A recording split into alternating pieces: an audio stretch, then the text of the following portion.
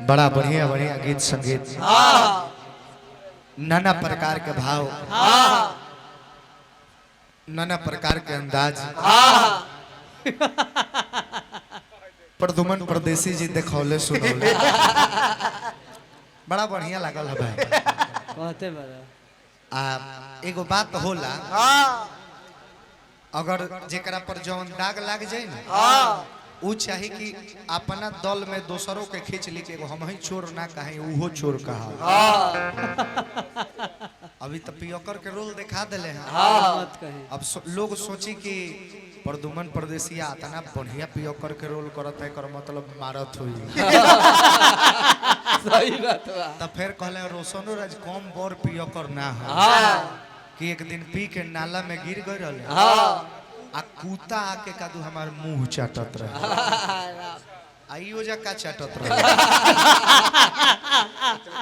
इयो जा लोरी चाटत रहे। मान ली कि कूता हमार मुंह चाटत रहे, हम नु गिर रहने, ई देखले कैसे कैसे ई बगलवे वाला नालवा में हमरो से बर पिया खवे 10 डेग जाके दूर पर गिर रहे। आज हार में बह के चले हमारा पर तो कूता के मुंह चाटत रहे, चाहे जौन करे के बा कइले रहे। बाप रे बाप, हमार तो मुंहवा ऊपर रहे, इनकर मुंहवा नारी में घुस गए। सही बात बा।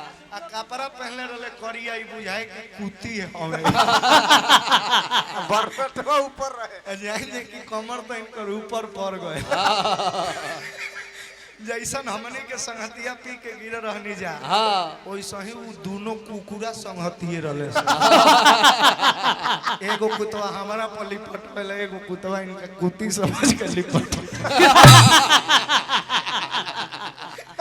इनका तो नर्से फाड़ देले। देखा ई कुल बात कहे वाला ना हो। ई सब उम्मीद ना रहे हमरा कि तू इतना गंदा गंदा बात कह। समाज में बड़ा कुछ हंसे वाला बात कह, मनोरंजन खातिर कुल कइल जाला। अब लागो तरह के कुत्ता टांग उठा के कादू क देला। छोट छोट बात ई सब ठीक नहीं मन डाटी रोए लगे हैं। ब्यास से दू गोला गावल जाला। तारा में ओतनो भी समर्थ नहीं के कि हमारे एगो बोली बर्दाश्त कर सक। निमन से मिजाज बना के एक बार गरज के डांट देम त बुलबुल रोए लगबो। सॉरी अल्लाह को तरफ बने। ये जनता सब जानता है कि तुम क्या जानता है, फिर भी महान जनता के समक्ष इतना क्यों बनता है, जबकि ये भी जानते हो कि जला डालना ही आग का लक्षण है, फिर जानबूझकर उस आग में क्यों फानता है। ये मर्द का जुबान है, मरते दम तक वही करता है जो भी मन में ठानता है। लेकिन अपने आप को भी परदेसी डार्लिंग इतने गिरे हुए मत समझना, क्योंकि इन हिजरों के दलों में तेरा भी एक प्रधानता है। लेकिन लौंडे के दल में, हिजरे के दल में ओ नहीं है ना मर्दन के दल है। अब बताई ना छनिया भैया आवत ये बार-बार मारे खातिर हमरा ऐसन की रे तोरा ऐसन गएर नहीं होब के कलकत्ता 36 गोरी हती हती पहन के घूमत रही। अब गे आवत नहीं औ गुमान करता। हां अब बताई महाराज ई त बोलते बाऊ लाउंडा एगो अतना माथा थइले कहबे मत कर, तनी खड़ा हो जाते। लगला लोग हमारे जोरी में पड़तर करे। देखे आयो तो एगो जोरिए ही बाएं खार हो जा हमारा लड़की के बाएं रहे के चाहिए। हमारा साथे खार भी है तो जनता रो जोरी का बनता का बुझा तब विराट कोहली के साथे अनुष्का शर्मा खार। आओ तो एगो जोरिए आओ जोरी ना हो घोड़ा घोरी हो। घोड़ा घोड़ी हो की वो जोरी जनता नहीं कैसन हो कैसन बुझाता शिव चर्चा में हरिंदर भैया नीलम दीदी के आगे बैठौले बड़े हरे राम हद भाई यार। गीत संगीत के दौर में तनी चले के बा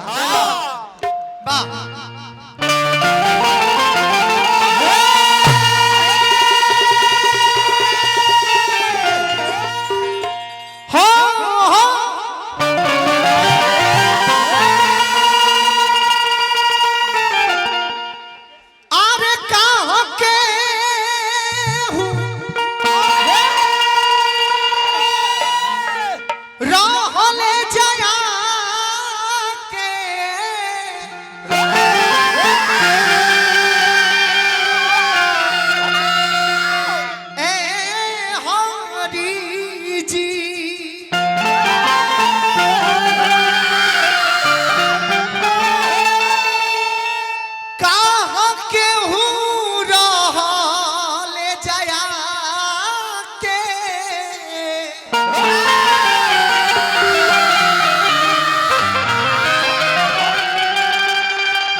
अरे कहाँ के हुरा ले जाया के ए हरी जी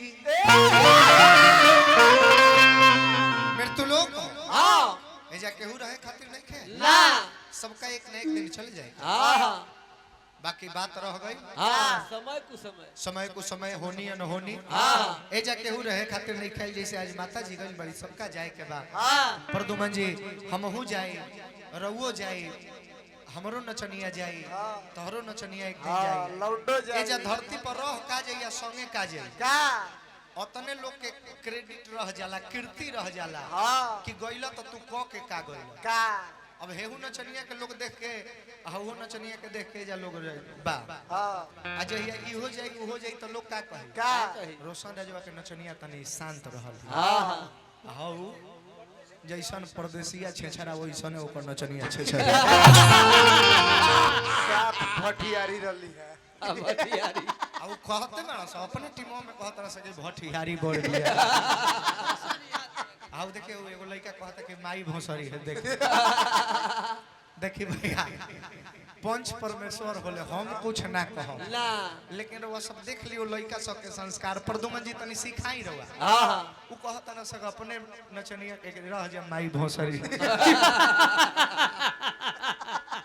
बाप हो बाप माई के भोसरी कह सकत रह सरे तनी कबो हम शीतला में बाबू के दोगला कह दे तो बस ई कुल ना होके के चाहिए भाई गीत संगीत में आवो अरे की हरि जी ए हरि जी कहाँ केहू रहले जा आके ए हरि जी।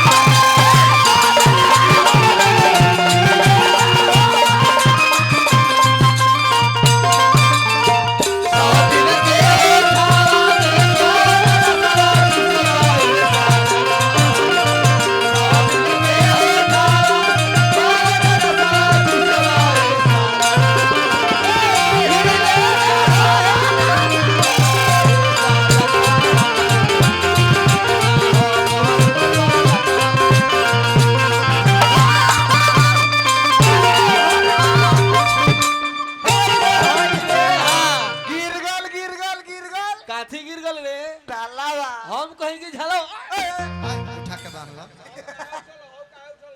जय हिंद सर चश्मा लगाओ ना सर क्या नाम है चश्मा लगा के मियां खलीफा बन जाओ कैसा हम